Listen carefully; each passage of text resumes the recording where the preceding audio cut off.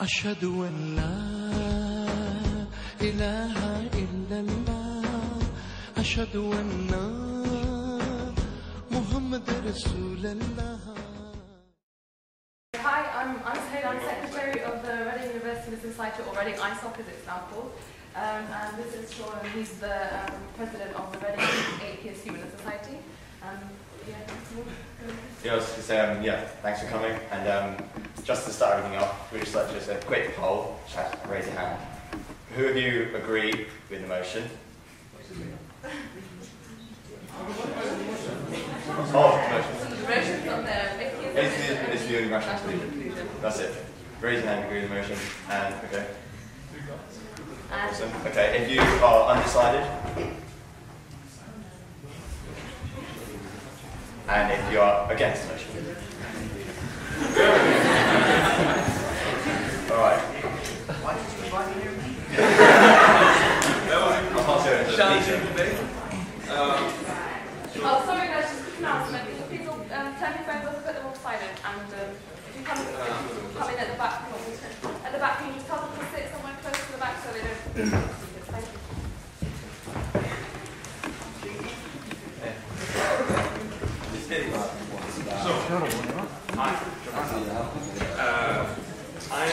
I'm Peter. I'm going to be sharing. I'm going to be sharing the debate today. We're going to go through a simple structure. Basically, each speaker will have 20 to 25 minutes to speak. The first speaker will be decided by because of this point. Then they'll each have 8 minutes to rebuttal. Then we'll have a big long Q&A session where everyone will be asking all the questions they want to ask our speakers. Now, today the motion is atheism is the only rational option. I want to stress the fact that rationality then will be addressed, but rationality is to be quite a complicated notion, and therefore other speakers will clarify that. And the option is what you're given here, and that's why we called at the beginning is to see which option you will eventually decide, and we'll call again at the end to see if anybody has changed their views in any way, substantially. So first, I'd like to introduce Bob Churchill, my dad, who is the head of membership and promotion of the British Humanist Association, which he joined in 2008. He's also a fundraiser for that organization.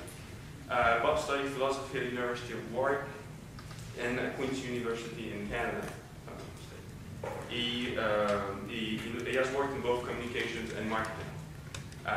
He also promotes humanism via events and publications, events such as this, and joining with local humanist groups, such as the Atheist and Humanist Society and other such humanist groups in the country. In 2006, he campaigned against the education bill quite thoroughly, and he's known for that, and against the indictment of children into a faith that they are presumed to be believing in.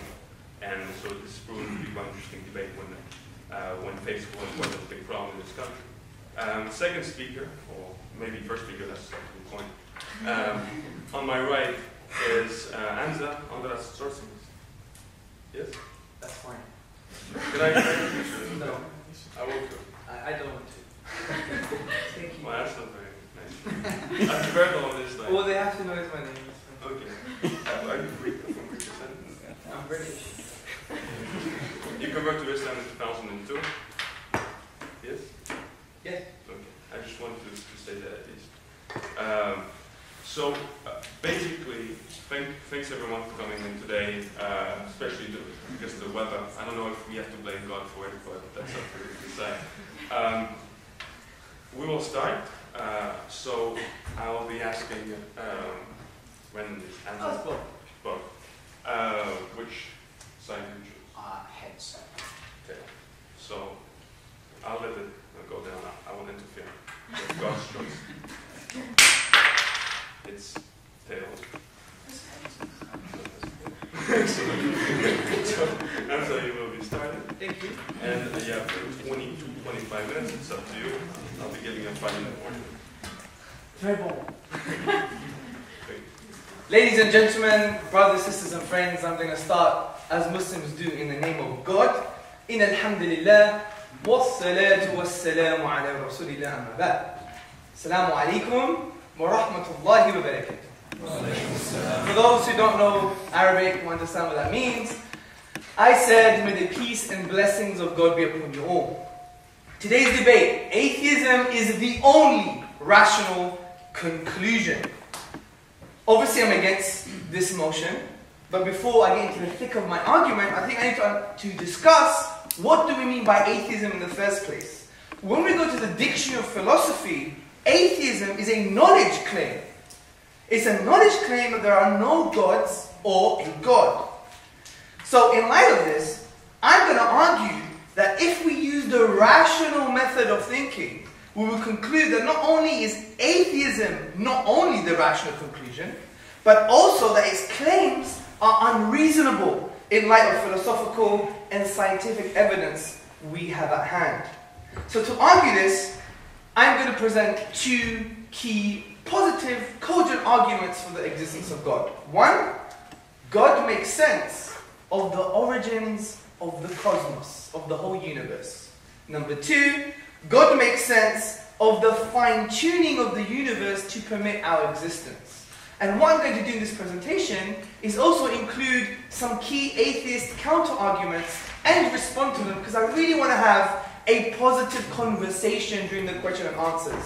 I want to transcend the outdated cliches that exist on both sides of the debate. I really want us to connect as human beings today. Is that alright, you guys? Good. Let's go straight to the first argument. God makes sense of the origins of the universe. Now, brothers, sisters, and friends, we have all asked the same questions. Why does something exist rather than nothing? Even the Quran mentions something similar, the Quran being the book of the Muslims. It says, or do they think the universe came out of nothing? Now, if we respond to this perennial question by saying that there's a cause for the universe, or claiming that the universe is uncaused, then we could then investigate which is the most reasonable conclusion. Now, if the universe is uncaused, in the words of the famous atheist Bertrand Russell, he said on a radio program, the universe is a brute fact. It's just a brute reality, no beginning, no end, full stop. So if it is uncaused, therefore eternal, it would mean the universe has an infinite history of past events. That's the logical implication.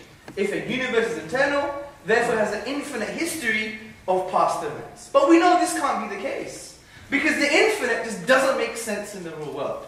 As the philosophers say, there is no ontological export of the concept of the infinity into the real world. You probably don't even know what that means. Nor do I, but it makes me sound really cool. Okay? But let me explain what it means. Imagine we have an infinite amount of Bob Churchills in this room. Okay? Now, whether we like that or not is under discussion, okay? Now, if we have an infinite amount, if we take 10 Bob Churchills away, how many Bob Churchills do we have? Infinite. Infinite? Some people say infinite minus 10. Whatever the case may be, practically we should be able to count how many Bob Churchills are in this room. But we can't. But in the mathematical realm of discussion and discourse, it exists because it has its own axioms and conventions. But in the real world, it leads to absurdities. Let's go to the second example. Say we have 100 Bob Churchills in this room. And at every possible moment, we add another Bob Churchill. Bob Churchill 101, Bob Churchill 102, Bob Churchill 1,000,001, and so on and so on. Am I ever going to reach a number of Bob Churchills that we could describe as infinite? No, because it's just potential in the real world. The infinite is never actualized. In light of this, mathematicians Casimir and Newman, they said, the infinite certainly does not exist in the same sense that we say there are fish in the sea. Also, David Hilbert, the famous German mathematician, he said the infinite is nowhere to be found in reality. It neither exists in nature, nor provides a legitimate basis for rational thought. The role that remains the infinite to play is solely that of an idea. But let's go back to the question of an infinite universe. Past events are not just ideas, they're real things. Therefore, the number of past events in the universe cannot be infinite, and by rational necessity must be finite. So if that's the case, the universe began to exist. And if it began to exist, therefore the universe must have a cause. This is also supported by astrophysical evidence, scientific evidence. Has everyone heard of the Big Bang? Put your hand up. Good. And it's not that thing that happens after too many curries, okay? Now, according to the Big Bang, or the hot standard model, physical time and space were created, and matter and energy were also created at a point which cosmologists call singularity.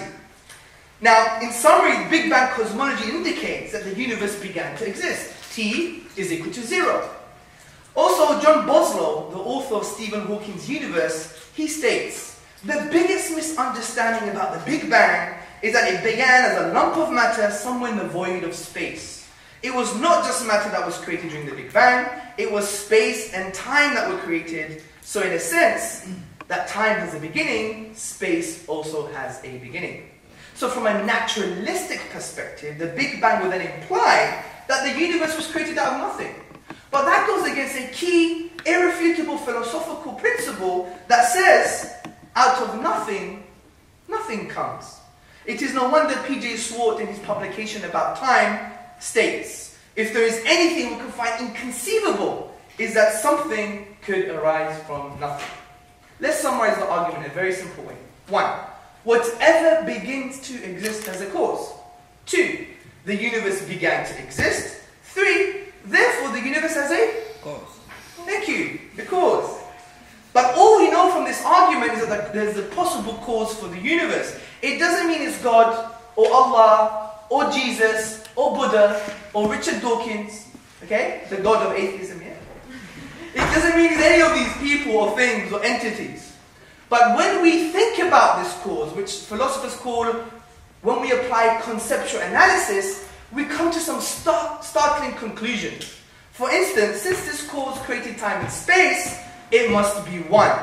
Because if we follow the philosophical principle Occam's razor, which says do not multiply entities beyond necessity, then this cause must be one. And it's the most simplest explanation.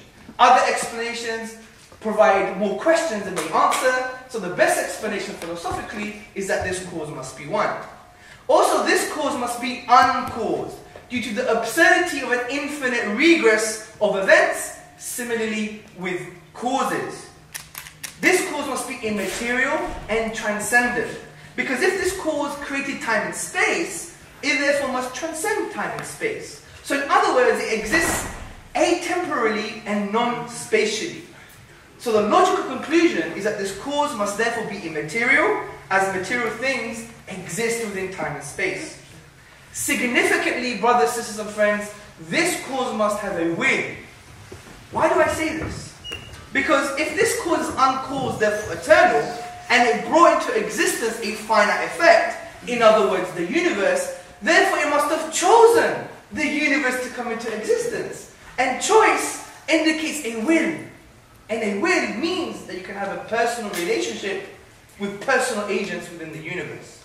Therefore, upon conceptual analysis, we conclude what Islam concluded 1400 years ago with regards to the basic definition of God. In the Quran, the book of the Muslims, in the 112th chapter, it says, say, He is God, the one, the only. God, the eternal, the absolute. He begets not, nor was he begotten, and there is nothing like unto him. Exactly what we concluded. One, uncaused, immaterial, transcendent, and is a divine being. It has a will, therefore can have a relationship with humanity. Now let's respond to some atheist counter-arguments. First and foremost, the atheist may say, and I don't want to build a straw man here, but these are some of the general arguments that exist. They say, your first premise that whatever begins to exist as a cause is wrong. We can't accept it. And therefore it's not a sound argument. And I say, why? They say because the quantum vacuum, according to physicists, they claim that there's subatomic particles and events that come into being without any cause. And therefore things can come from nothing. But there's a problem here. Firstly, the claim is misleading. Because the vacuum is not nothing, it's a sea of fluctuating energy, it's a rich structure, and it obeys the laws of the universe. Also, there are many physicists that are adopting a deterministic view on in the quantum vacuum. So they say there are causes. that bring into effect these subatomic events. And this is why we have many interpretations like the David Bohm interpretation rather than the Copenhagen interpretation of thinking that things come out of nothing. Also, we have the other outdated atheist cliche, in my opinion, and it goes, who created God? Who created God? It's so outdated cliche that even the atheist philosopher Michael Rules in The Guardian, he said, I'm embarrassed when atheists say this, as if it's undermined the whole of theistic philosophy. And I agree with that atheist, with Professor Michael Rules. Because what we have to understand, the argument says, whatever begins to exist has a cause, not everything that exists. Also, we need to understand that the question itself denies our very existence. Because if we say what caused the cause for the universe, then what stops us from saying what caused the cause, that caused the cause, that caused the cause of the universe? Let's carry on. Well, what caused that cause? That caused that cause, that caused that cause, that caused that cause, that caused that cause. I'm out of breath. Now, if I did that forever ad infinitum, would we ever have an effect? No. So the question itself denies our very existence. Let's go to the second argument.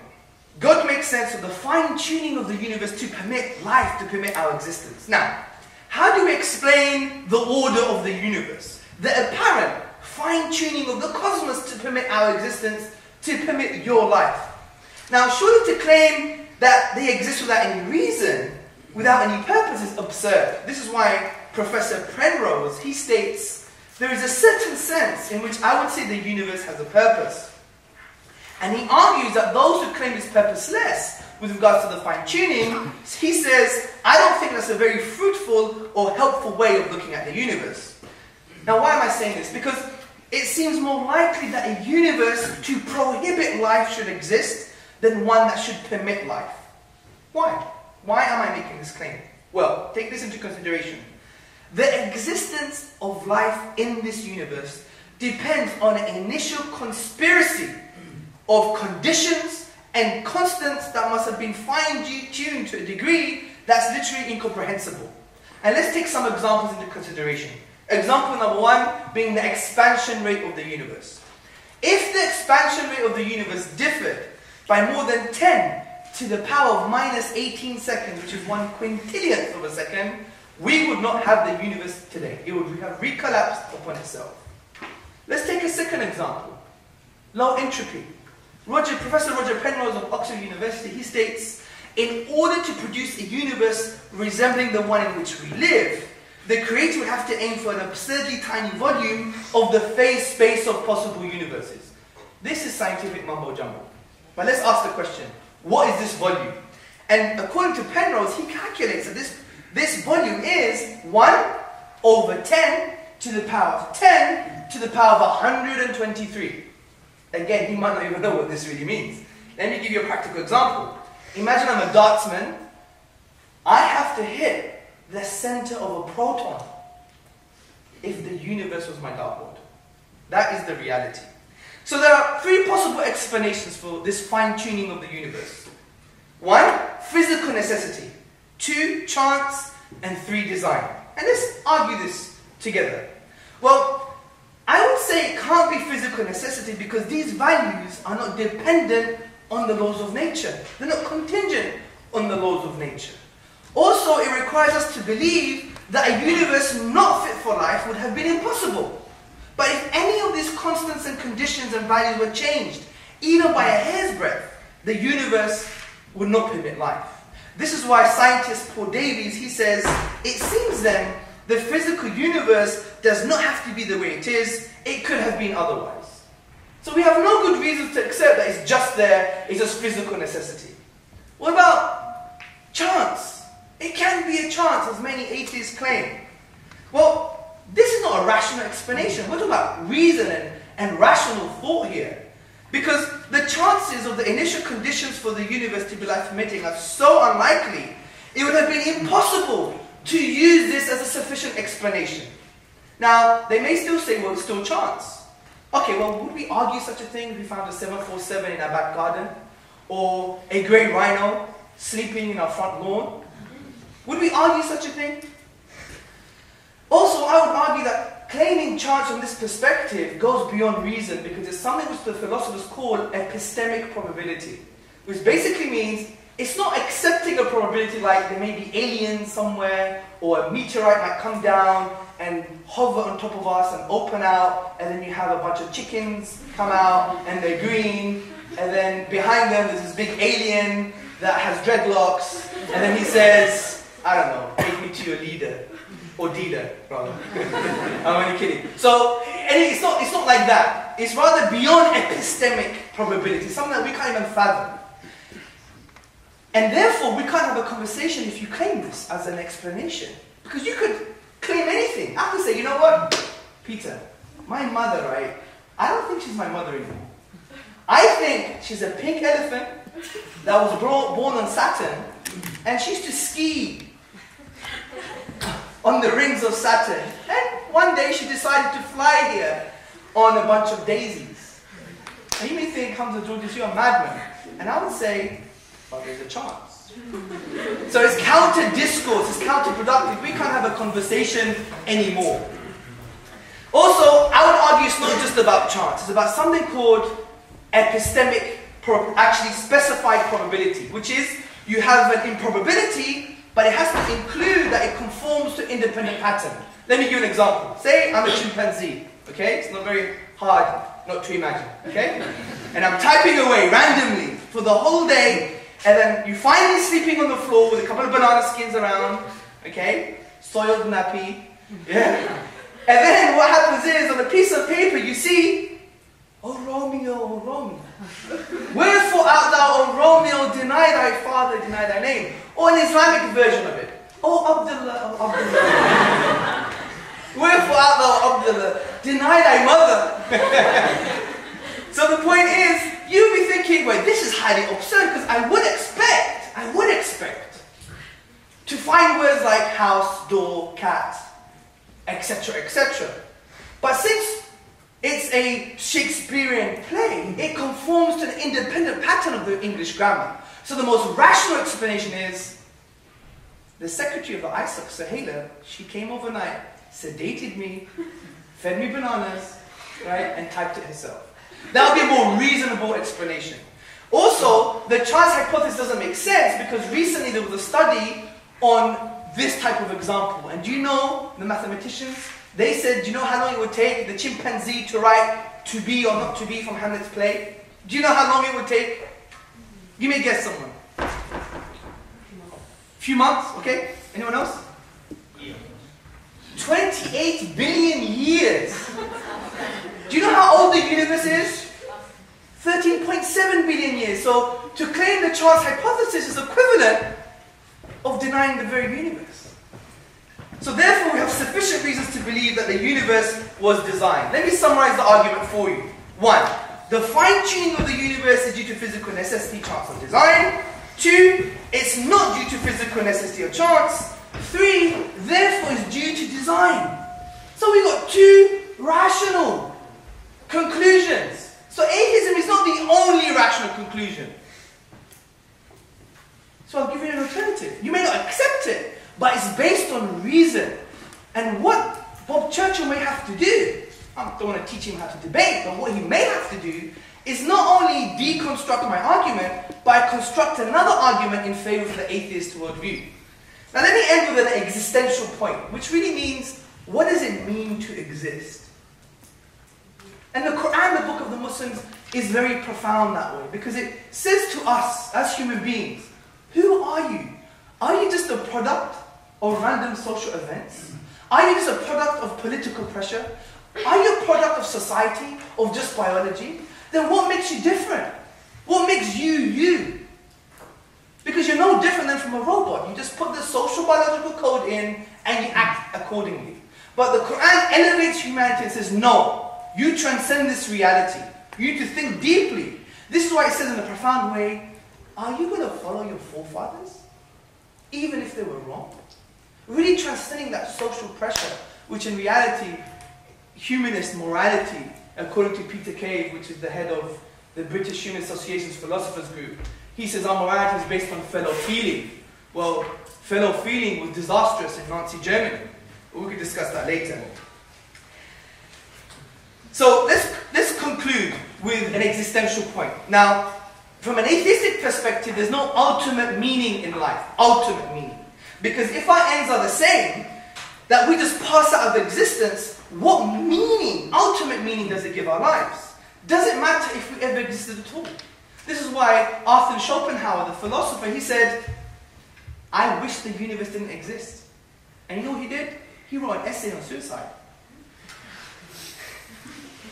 Also, there's no ultimate value for our life. There's subjective value, but no ultimate value.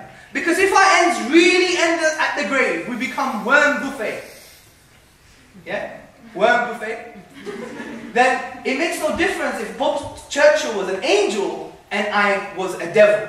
What value does it give the politician trying to find solutions for world peace or the biomedic trying to find cures to cancer? We're just going to die. What about objective moral values? You can't have objective moral values in absence of the divine.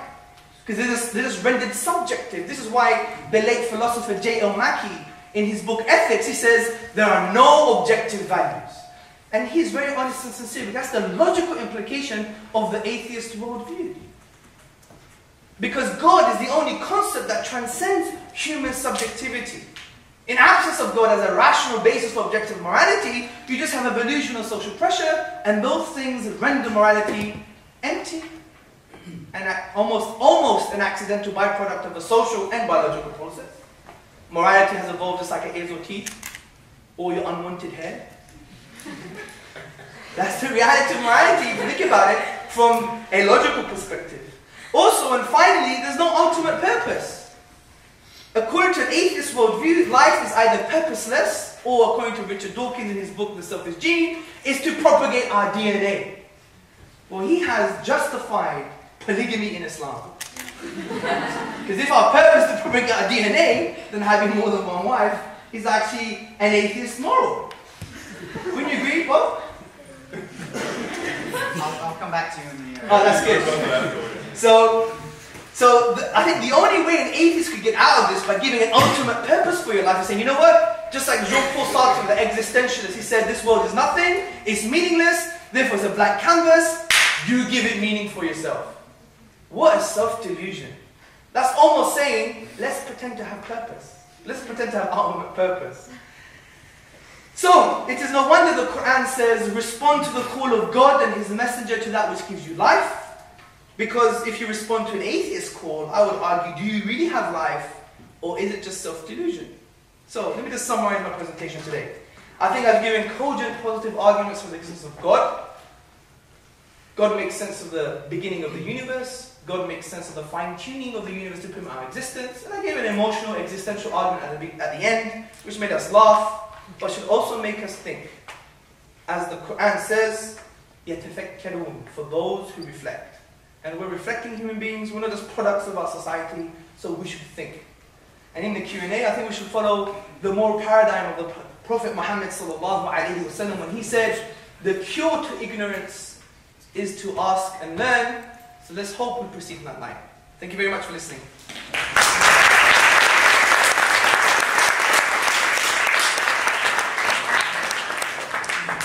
Thank you, first speaker. I would like to remind you not to go for the suicide of atheists. I didn't do that. It was Arthur Schopenhauer said that. It wasn't not give me. bad ideas to people. It wasn't me.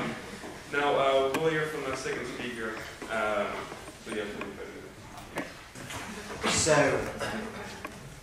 I have the unenviable task of defending a proposition which apparently only one other person in the room is prepared to stand up for. Clearly arrogant proposition. That's obviously not mine. I don't sort of, as a general rule, walk around in the streets finding sort of identifiably religious people and telling them atheism is the only rational conclusion. It's not the kind of thing people say, because obviously it sounds arrogant to say this is the only rational conclusion. It makes it sound like nothing else anyone has ever said is rational, sensible, or that you don't understand where it's coming from. It makes it sound like you're saying that the other person is an idiot, which is why it's not the kind of thing that we normally say, and it's not the kind of thing that I would normally defend. But let's try and make something of it. I think that it doesn't need to be quite as harsh as it sounds. We all have views, and presumably the reason we're talking about them at all, whether we say I believe in God or I don't believe in God, or I vote Labour or I don't vote Labour, is because we think that there is some merit in the particular choice and that we have got some merit detecting faculty that makes us pick that one out. In the case of something like a philosophical argument for the existence of God, we're saying that there are reasons to believe in it and that our rational faculties have allowed us to pick them out. So really I sort of want to sort of collapse this down and maybe find more support by kind of putting the context of atheism as the only rational conclusion, make that context a little clearer.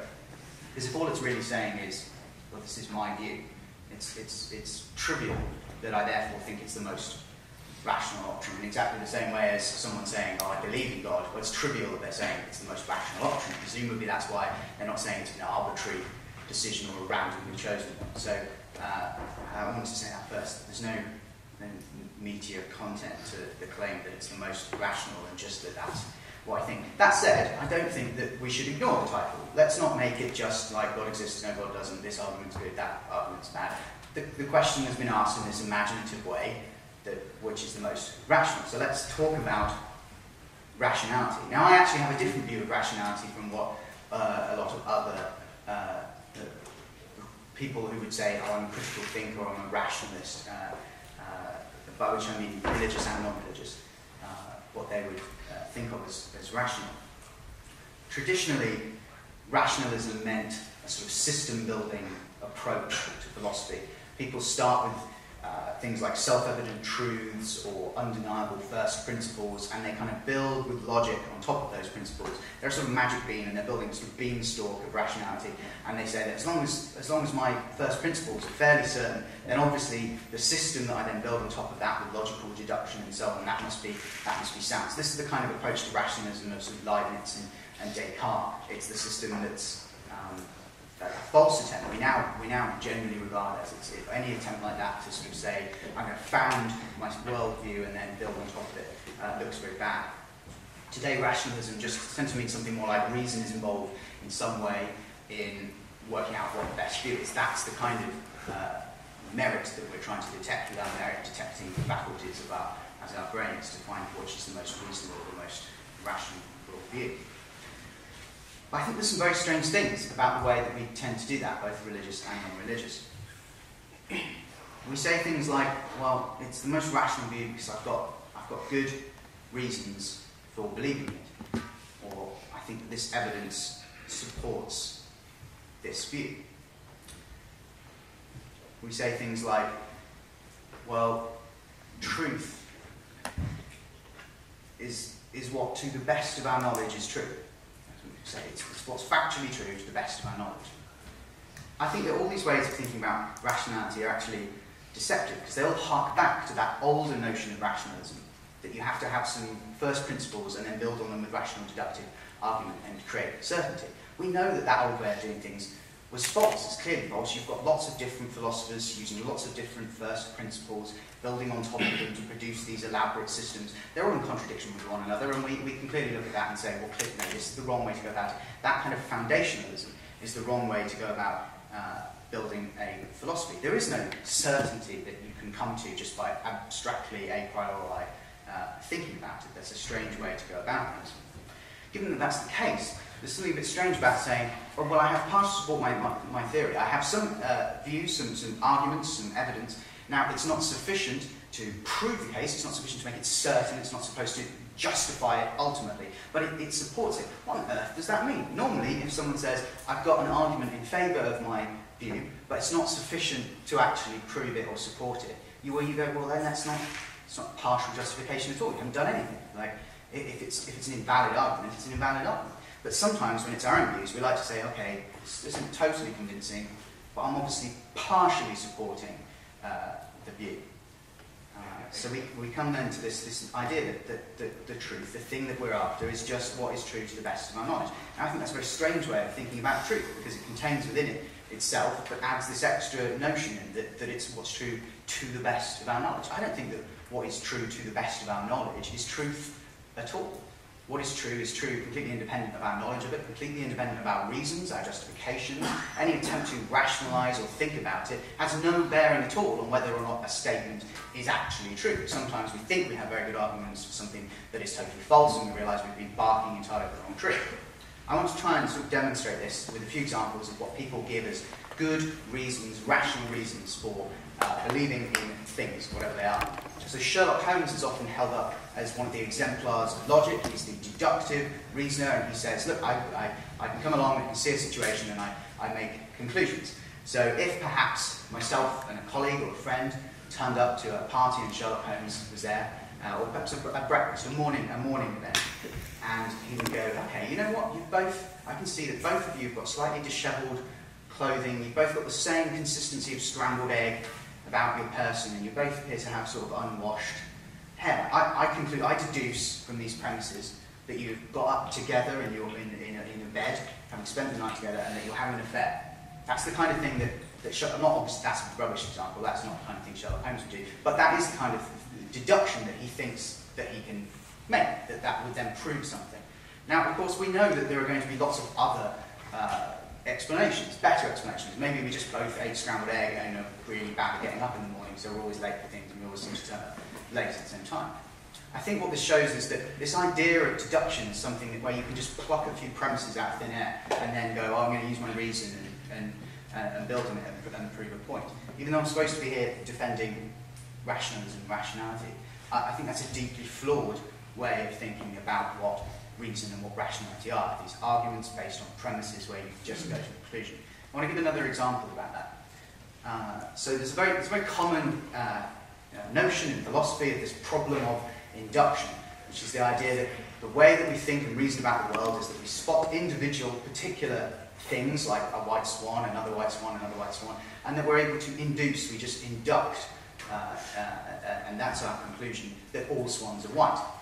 And Hume said, no, that doesn't make sense, you can't just see a bunch of particulars and then extrapolate to a universal and claim that that's a conclusion. That's not logical. The reason it's not logical is because there's clearly a lot more in the conclusion than there is in the premise. You're making a much bigger claim about all swans that simply cannot be justified. There's no way of getting, there's no logical way of sort of formally writing out what an inductive argument is supposed to be. So that's a common notion in philosophy, this idea of the problem of induction. I think there's a much bigger problem, actually, for rationality, for any traditional notion of what the rational is, which is that there is a much less recognised problem of deduction. So the normal kind of thing that you think you're doing, oh, okay, I'm going to set up some premises, he's got scrambled egg on his chin, she's got scrambled egg on his chin. If they've both got scrambled egg on his chin, then this kind of thing happens. All that kind of line of reasoning suffers of the opposite problem from the problem of induction, which is that it suffers from content diminution. So the problem of induction is that your conclusion contains way more than it warrantably can. It extrapolates to a universal from just a few particulars. The problem of deduction is that your conclusion has to contain less information than it contains in your premises. If it doesn't, then it's obviously ampliative. So if, for example, I said that my inductive statement was that, okay, Plato was a man, Socrates was a man, Hume was a man, therefore all philosophers are men.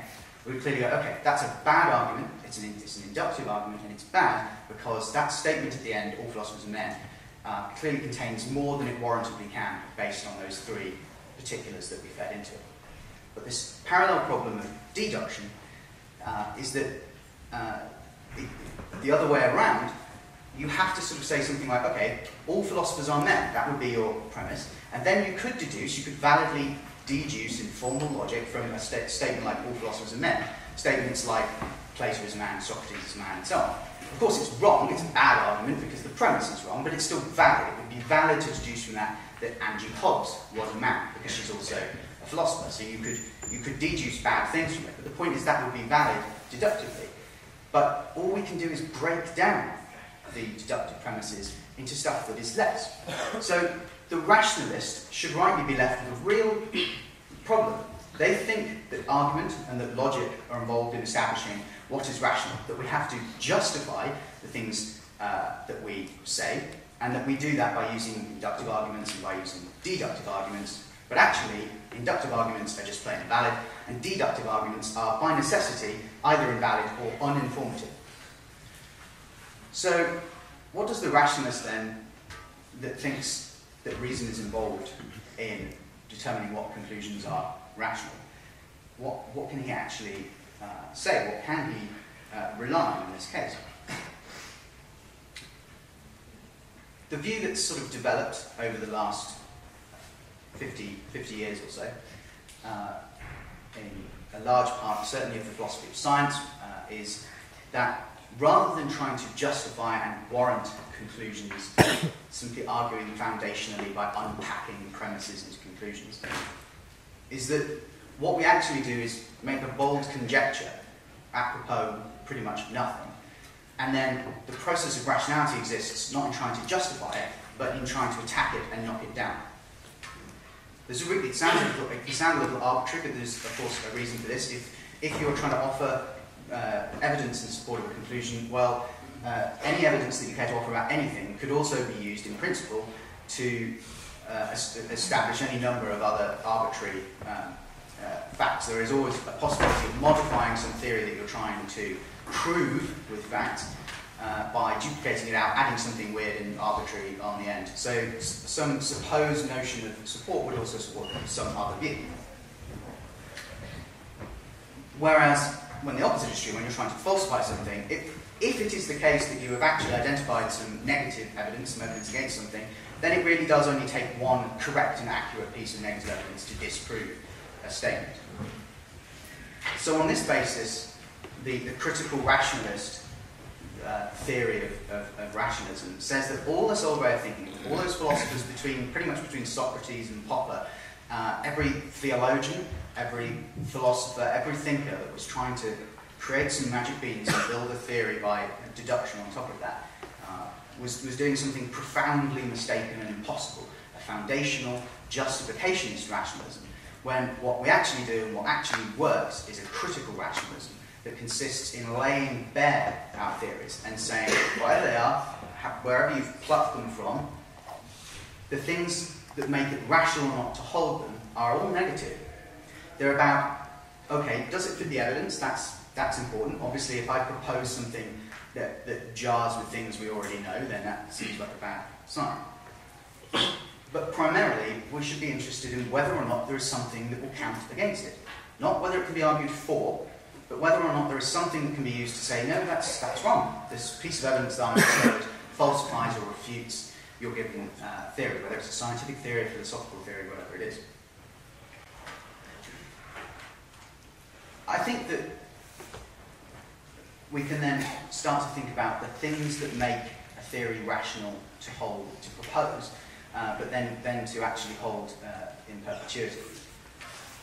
We can ask on this model where positive support, like deductive arguments, where that model is rejected, we can ask, okay, does the theory fit the evidence? Is it falsifiable? But also, does it solve anything? What is the point of this theory? What intellectual problem or what scientific problem is it trying to solve? There's no point, you can have a theory of anything abstract that, on Jupiter there are invisible beings.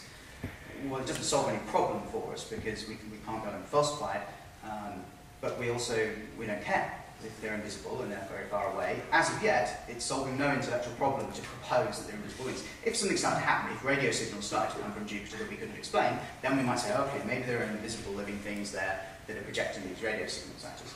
Then it would become an interesting thing to think and believe. So, my view, what makes for me atheism the rational conclusion is that when we think about any form of theism which is proposing that there is a God, it is failing to meet these sort of minimum requirements of things we've developed as ways of assessing whether something is a suitable theory for philosophy or for science. We can say, okay, what problem is it actually solving? What intellectual problem is there that there is solving? We can say, what on earth makes it falsifiable? What could possibly count against it? It seems like any combination of events can occur, any disasters, any internecine fighting can occur, and we still never give up this idea that God exists. So it seems like it's irrefutable. So the big revelation of this way of thinking is that any theory which doesn't even impinge on the world enough that something can happen that will slap back its tentacles and make it retreat away is a very strange kind of theory. It seems to have no empirical content at all. There's nothing that will count against it. Why on earth would we consider such a theory that makes no predictions that could stand against it?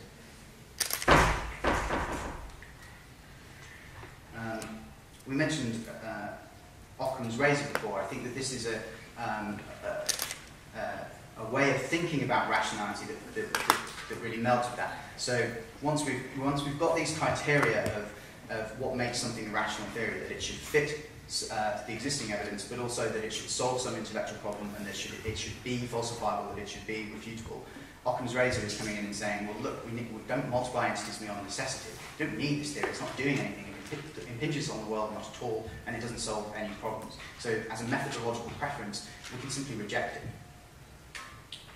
None of this necessarily means that the existence of God as a conjecture is necessarily false, but it certainly does, I think, mean that atheism is the most rational option. I don't think it is the case, as we said before, that atheism is a knowledge claim that there is no God. It's a response to the claim that there is a God.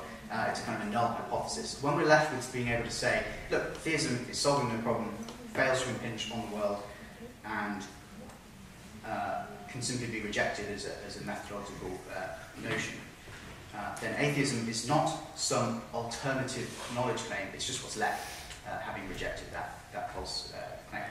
So, yeah, thank you very much.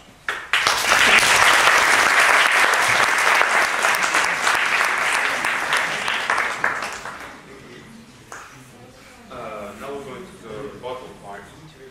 Sorry? Yeah, we're going to rebuttal. So each speaker will have 8 minutes. We'll be starting with Thank you. So you go. Thank you very much, Bob.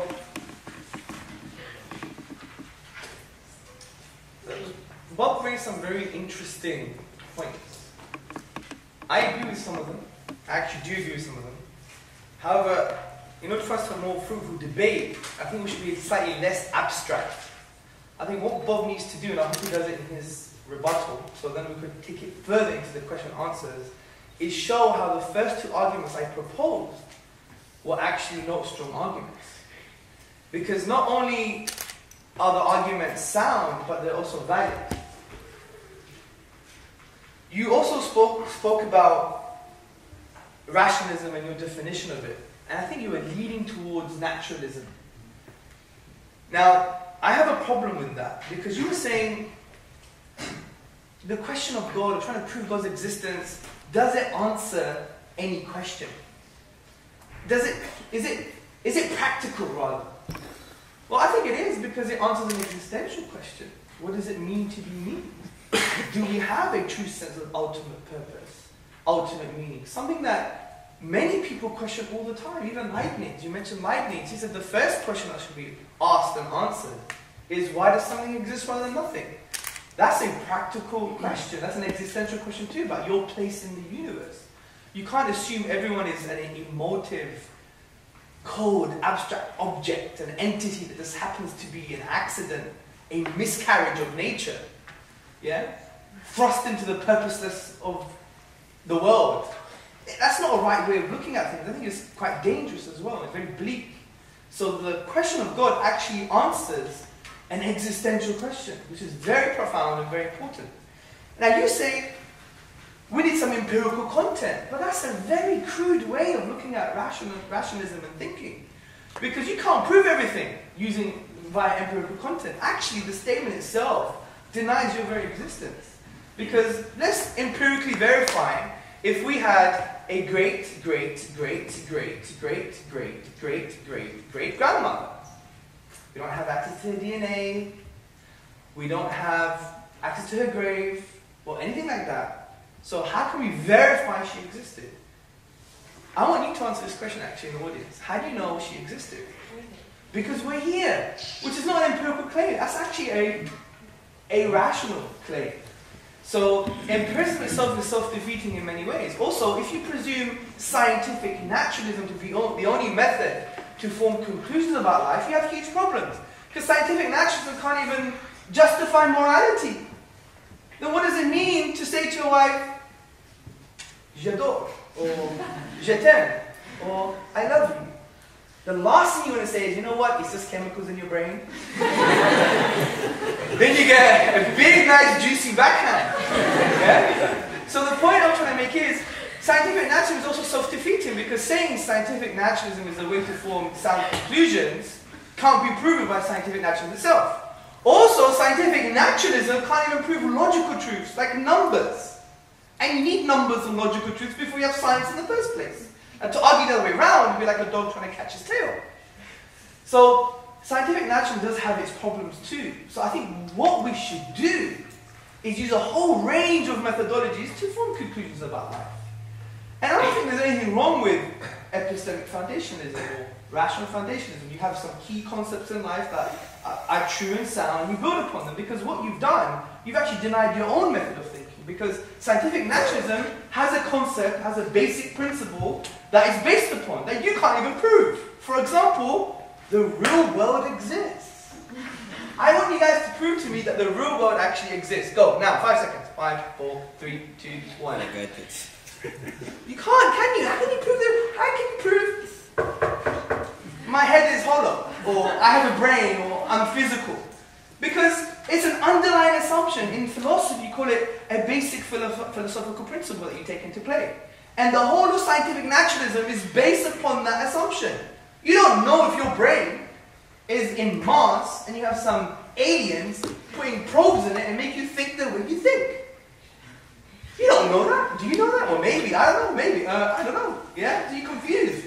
So the point is, even your own view in rationalism is problematic too, because it's based upon a certain principle that you can't even prove. So it was interesting points you made, but I don't think they actually in any way suggest that the arguments we pose today for the existence of God are actually not sound arguments. So I think I've dealt with most of your presentation here. So it's useful for me to add just another funny thing. Another counter-argument to the second argument I proposed, which could be found in Richard Dawkins' book called The God Delusion, in page 157 to 158. He says, well, there's a problem. Who designed the designer? Yeah? Now, the way we could respond to this as theists is say, well, the argument is an inference to the best explanation. And therefore, the best explanation doesn't require an explanation too. Because in the philosophy of science, as Bob may confirm, is that the best explanation doesn't require an explanation. For example, say we're all astronauts, archaeologists, okay? Astronaut archaeologists. And we go to the dark side of the moon, and we're digging away, and we find BlackBerry, iPhone, you know, iPhone chart, the iPhone 4, the BlackBerry, and other things. The best explanation is there must have been a civilization here. But then you get Richard Dawkins V coming along in his spacesuit saying, you can't claim these things, because you don't know their names, you don't know where they came from, etc., etc. But then, does that undermine our conclusion, our best explanation that there was a civilization? No. Also, that type of questioning undermines science itself. Do you know that? Because if you say there needs to be an explanation for the best explanation, then what about the explanation for the explanation that is for the best explanation? Oh, what about that explanation that requires an explanation for the explanation? For the explanation that's supposed to explain the best explanation. And if it goes on forever, sir, for kindly interrupting, if that goes on forever, sir, are we ever going to have an explanation? No. So, it's interesting points you raised, but I don't think you provided a philosophically undercutting defeaters to our argument. Maybe you're saving it for this part, which I hope you are, and when you do provide them, we'll have a very positive question and answers. Thank you very much for listening.